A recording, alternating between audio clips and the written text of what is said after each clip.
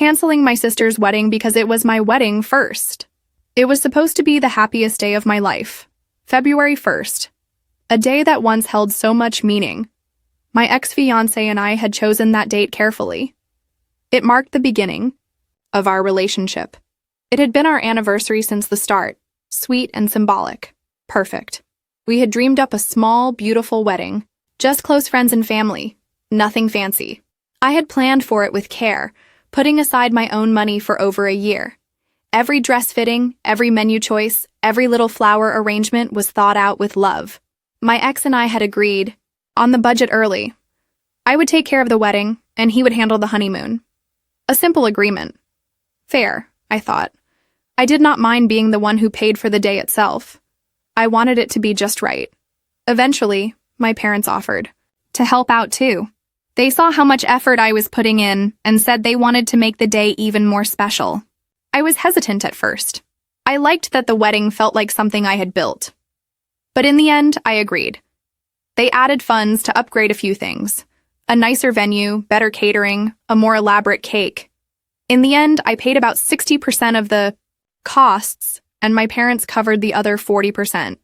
It felt like a shared gift. Like we were all coming together to make something beautiful. But just after the new year, it all came crashing down. He cheated. My fiancé, the man I was supposed to marry in less than a month, betrayed me. And just like that, the future I had been planning disappeared. I do not remember much about the day I found out. I just remember sitting on the floor of my bedroom, dress still hanging in the corner, unopened wedding gifts stacked in the hall, and my heart feeling like it had been torn apart. I could not cry at first. I just sat there, numb, staring at the carpet. The life I was building vanished in an instant. He walked away easily, said he did not want to talk, said since I had paid for everything, it was my responsibility to cancel it all. No apology, no support, no help. I felt hollow, alone, like I had failed at something huge. I knew I had to cancel everything. The venue, the cake, the flowers, the photographer, the DJ. But I could not bring myself to start. Every time I picked up the phone or looked at the contract list, I felt like I was going to throw up. I was tired, broken. I needed help. So, I turned to my mom and sister. My sister is engaged too. She had helped me with so much of the wedding, planning already. We would sit at the kitchen table late into the night, going over mood boards and menu ideas. She had even helped me pick the final dress design. It felt like a bonding experience. She knew how much this meant to me. I thought she would understand. I asked both of them, my mom and my sister, if they could help me start canceling things. Just to make a few calls, talk to the vendors, help me deal with the paperwork. I told them I could not face it all on my own. They said they would. I was so relieved. I felt like maybe, just maybe, I was not alone in this after all. But just a few days later, something happened that made me feel like I was in a bad dream. My mom and sister sat me down in the kitchen. My sister smiled like she was announcing something wonderful. "We have an idea," she said. I blinked, confused. "An idea?" "Yes," my mom added. "About the wedding, your wedding." And then they told me, calmly, cheerfully, like it was the most normal thing in the world. My sister wanted to take my wedding, all of it, the venue, the catering, the cake, the flowers, the decorations, the same date, February 1st, the same plans I had made with my ex, the same plans I had cried over just days ago. "The only difference will be the dress," my sister said with a laugh. "But if I cannot find something off the rack in time, maybe I could just get yours tailored to fit." I could not believe what I was hearing. I sat there staring at them, my mouth open but no words coming out. "You want my wedding?" I asked quietly. They both nodded, smiling. "It just makes sense," my mom said. "Why waste it all? It is already paid for. And your sister needs to start planning her own wedding anyway. This way, it will be like something good came out of something bad." I could not breathe. My chest tightened. I stood up and walked out of the room. That night, I found out that they had already started calling our relatives, My sister had told them she was taking over the date. Her fiancé had told his family too. Everyone knew. Everyone was preparing for her wedding, on the date that used to be mine. She had done all of this before even asking me. When she finally did, it was like an afterthought. Like she had already made the choice and just wanted me to say yes so she could pretend. She was being polite. "Are you okay with this?" she asked one morning, coffee in hand. I looked at her, feeling something inside me break. "No," I said. "No, I am not okay." She looked surprised, maybe even hurt, like I was being unreasonable. That was the moment I realized how alone I truly was. After that conversation, everything started to feel even more surreal. My sister did not try to talk to me again that day. She just sent out more messages, updating the guest list, telling people it would be her wedding now, as if I were never even part of the story, as if I had not spent months planning every tiny detail, as if it had not all started with me. I sat alone in my room that night, thinking about everything that had happened. My wedding was gone. My fiancé was gone. And now my sister was wearing my plans like they were hand-me-downs. I felt hollow, like someone had reached inside and scooped out all my feelings, leaving only confusion and pain behind. I looked at the calendar. It was the 20th of January, just 11 days before what was supposed to be my wedding day. The contracts for the vendors said I could cancel up to 2 weeks before for a partial refund. That meant I had already missed the full refund window, but I still had time to cancel and get back a good portion, if I acted fast. I remembered that the final cancellation deadline for most vendors was the 23rd. 3 days. I still had time to stop it, to take back control. But the question hung over me like a cloud. Would I be wrong to do that? It was not just about the money, though that mattered too. I had spent thousands, real money from my savings. I had been responsible, careful. I did not come from a family with unlimited funds. I had worked hard to make this wedding possible. My sister had said she would pay me back. Eventually. In her words, she could manage a payment plan, 5% each month over the next 10 months. I did the math in my head. That would not even cover the full amount I paid. It would be barely half of it, and it would take nearly a year. No contract, no guarantee, just a vague promise. And I knew my sister. She was not the most reliable when it came to money. She had borrowed small amounts in the past and taken months to return it, if at all. She always meant well, but follow-through was not her strength. The more I thought about it, the more it hurt. This was not about helping me through a breakup. This was not kindness or care. This was someone else swooping in to benefit from my heartbreak, while I was still struggling to get out of bed in the morning. I called her the next day.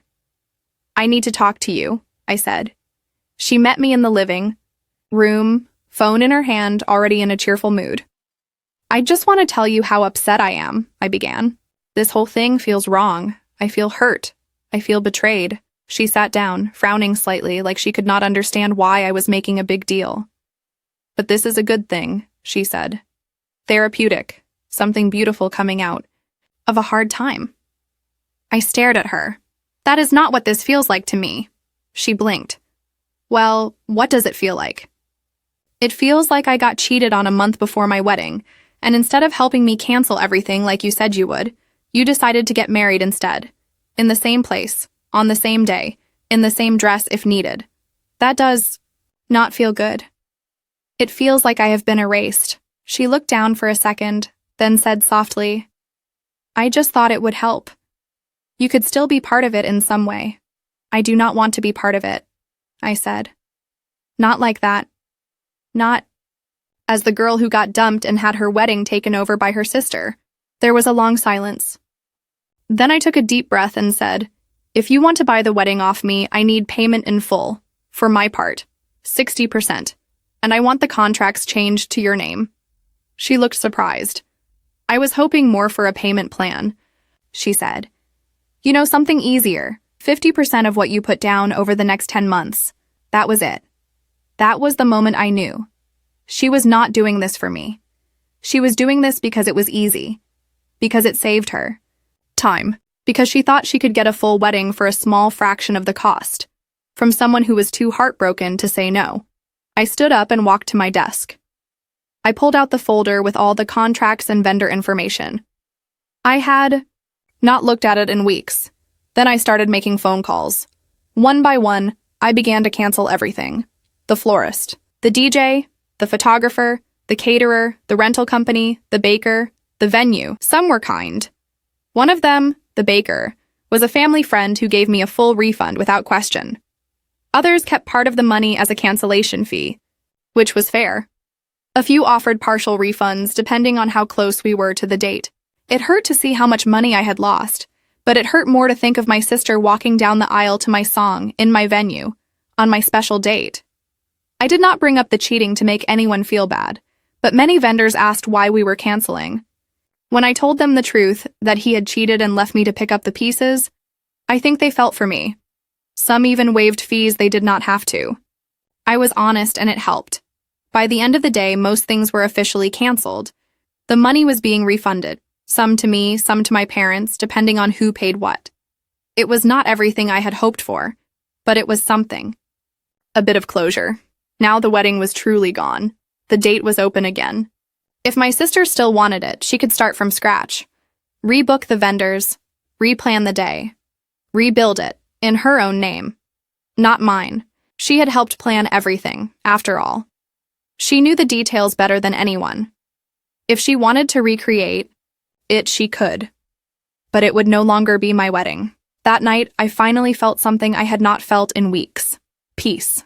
After I made all the cancellations, the silence in the house felt heavier than ever. I thought I would feel proud, maybe even relieved. And in some small way, I did. But mostly, I just felt tired. I had spent so long thinking about that day, about how I would walk down the aisle, smiling at the man I loved, seeing the joy on the faces of my family. I had imagined my mother tearing up as I said my vows. I had imagined my sister beside me, holding my bouquet while whispering encouragement in my ear. Instead, I was alone in my bedroom, staring at emails confirming cancellation after cancellation. The next morning, I got a message from my sister. Just a short one. So you canceled everything. Thanks a lot. No apology, no kindness, not even a question about how I was doing. I did not respond. I think she expected me to feel guilty. Maybe she thought I would come running back, offering to fix it all or help her rebook. But I had done enough. More than enough. I was done carrying the weight of everyone else's feelings on my shoulders. Later that day, my mom knocked gently on my door. "Can we talk?" she asked. I nodded, even though part of me did not want to have that conversation. I was still so hurt, so raw. But she was my mom, and I could tell she had something on her heart. She sat down on the edge of the bed and looked at me for a long moment before speaking. "I think your sister meant well," she said softly. She thought it would be easier than starting from scratch. I looked at her, tired. Easier for who? There was a long pause. For her, she admitted. But maybe she thought it would be easier for you too. I shook my head. "Mom, I asked for help canceling. That is all. I didn't ask her to take it. I didn't want someone else to walk down the aisle in the place I had planned for myself. That is not healing. That is hurt." My mom nodded slowly. "You're right." I think we all got caught up in the idea that something good could come from it. And we forgot how fresh your pain is. I swallowed hard. It's not just about the pain. It's about respect. This was my wedding, my plans, my money, my memories, and no one thought to ask how I really felt before taking it all away. She sighed and looked down at her hands. "I'm sorry," she said. "I should have stood by you more. I should have listened better." Her voice trembled slightly. I could tell she meant it. "I just wanted things to feel normal again," she added. "And I thought maybe if your sister had a wedding to focus on, it would help all of us move on." "I understand," I said. "But that was not your choice to make. Or hers." She nodded. "I still love her," I said. "But she hurt me. A lot." "I know," my mom whispered. "And I will talk to her. But I want you to know that I'm proud of you. For standing up for yourself, for doing the hard thing, It was quiet for a moment. Then she reached out and took my hand. For the first time in weeks, I felt a little less alone. That week passed slowly. I got messages from a few family members who had been confused about the change in plans. Some asked why the wedding was canceled again. Others wanted to know if I would still be attending my sister's future wedding, and when she decided to reschedule. I told them the truth. I said the wedding was off because my fiancé cheated. I said I was not sure or if my sister would plan her own. I did not give them every detail, but I was honest. Surprisingly, some of them sided with me. One aunt called and said, "I could not believe it when I heard she was taking your day. That just did not sit right with me. I'm glad you spoke up." Another cousin messaged me, "You did the right thing. That day was yours. You had every right to take it back." Their words meant more than I expected. I had felt so alone in this. I was the only one who saw how wrong it all was. But I was not.